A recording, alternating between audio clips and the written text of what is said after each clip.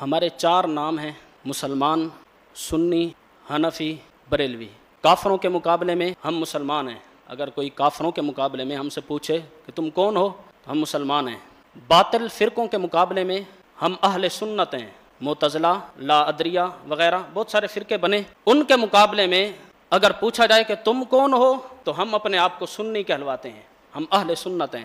پھر جب قرآن و سنت کے جو فروعی مسائل ہیں علماء نے ان پر تحقیقات کی تو 4 بڑے امام سامنے آئے جن کی تحقیقات پر امت نے اعتبار کیا: امام اعظم ابو حنیفہ، امام شافعی، امام مالک، امام احمد بن حنبل رضی اللہ تعالی عنہم۔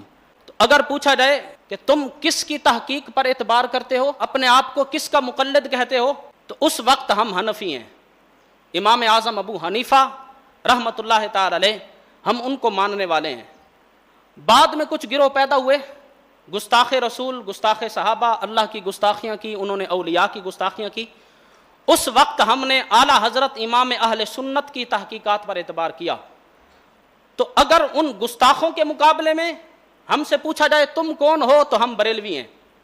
یہ 4 نام ہمارے ضرورت کی وجہ سے ہیں۔ کافروں کے مقابلے میں ہم مسلمان ہیں، باطل فرقوں کے مقابلے میں ہم سنی اہل سنت ہیں، 4 ائمہ کی تحقیقات کے وقت ہم حنفی ہیں، اپنے آپ کو احناف کہتے ہیں، اور گستاخان رسول کے مقابلے میں ہم اپنے آپ کو بریلوی کہتے ہیں۔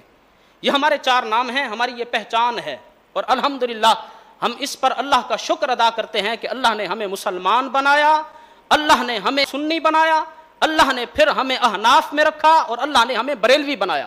ہم اس پر اللہ کا شکر ادا کرتے ہیں۔